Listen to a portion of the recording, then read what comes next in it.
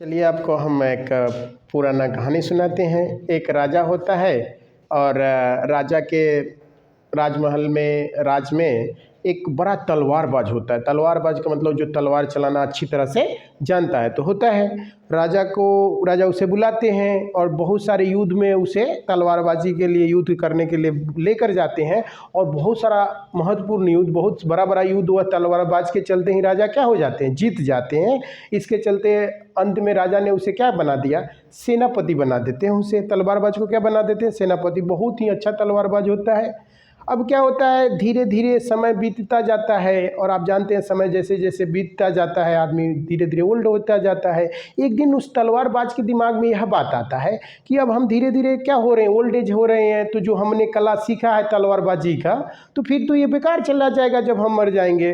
तो वह राजा को जाकर बोलता है कि ऐसा करिए कि पूरे राज्य में क्या कर दीजिए, संदेश भिजवा दीजिए कि कोई भी व्यक्ति अपने राज्य का तलवारबाजी सीखना चाहता है तो अपने सेनापति उसे फ्री में क्या करेंगे, तलवारबाजी सिखाएंगे। और उनका नाम दूर दूर तक जानते हैं लोग। तो इस बात को, हालांकि राजा भी अपने सेनापति को बहुत मानते हैं, तो उन्होंने बोला ठीक है।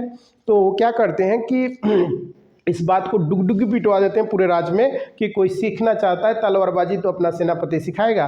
और अगले दिनों से क्या होता है, अलग अलग नए नए शिष्य तलवारबाजी सीखने के लिए सेनापति के पास आने लगते हैं और वो सेनापति सिखाने लगते हैं। एक दिन क्या होता है, एक एक्स्ट्रा ऑर्डिनरी शिष्य आता है और वो बड़ा ध्यान से, बड़ा मार्मिक तरीके से, बड़ा अच्छा तरीके से, सलीके से सीखने लगता है। सीखते सीखते सीखते वो बहुत चीज़ उस तलवारबाज से, सेनापति से सीख जाता है। और जैसे जैसे वो सीख जाता है उसको धीरे धीरे इस बात का क्या हो जाता है, अहम हो जाता है, घमंड हो जाता है कि अरे इस तलवारबाज से तो अच्छा मैं ही तलवारबाज हूँ। इसका मतलब वो जो शिष्य होता है वो अपने गुरु को बोलता है कि इससे अच्छा तलवारबाज तो मैं हूँ, ये मेरे सामने कुछ भी नहीं है।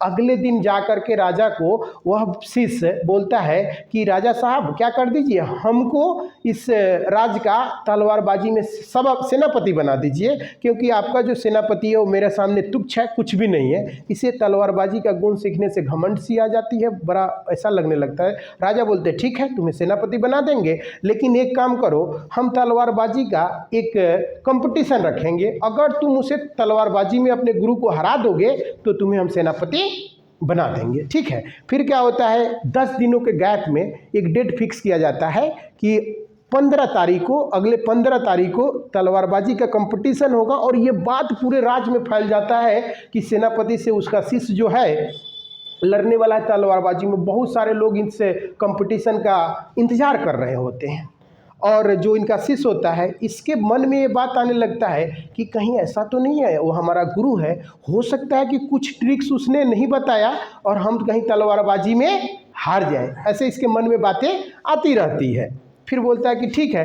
वो क्या करता है कि वो जो उसका गुरु होता है इस 15 दिन में क्या क्या एक्टिविटी करेगा उसका शिष्य उस पर नज़र रखता है। पहले नज़र रखता है कि क्या क्या करता है, हम देखते हैं, क्योंकि ये हो सकता है कोई ट्रिक नहीं हम जानते होंगे और ये जानता होगा तो मुझे तलवारबाजी में क्या करा देगा, हरा देगा।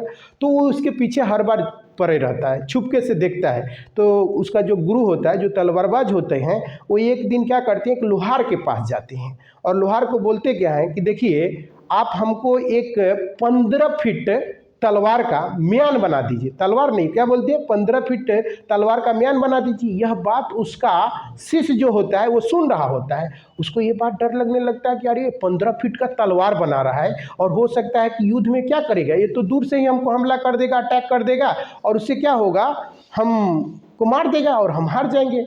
तो ये दूसरे लोहार के पास जाता है जो शिष्य होता है और बोलता है क्या उस लोहार को कि आप हमें 16 फीट का क्या बना दीजिए, तलवार बना दीजिए। और दोनों अपना, हालांकि गुरु इसके म्यान बनवाते हैं, तलवार नहीं बनाते हैं। गलती से शिष्य क्या सुन लेता है कि तलवार है और वो जाकर के क्या कर देता है, तलवार बना लेता है। और जब युद्ध के दिन आता है तो होता क्या है कि जो गुरु होते हैं उनके जो तलवार होते हैं वो तो छोटा होता है, तलवार क्या होता है, छोटा होता है।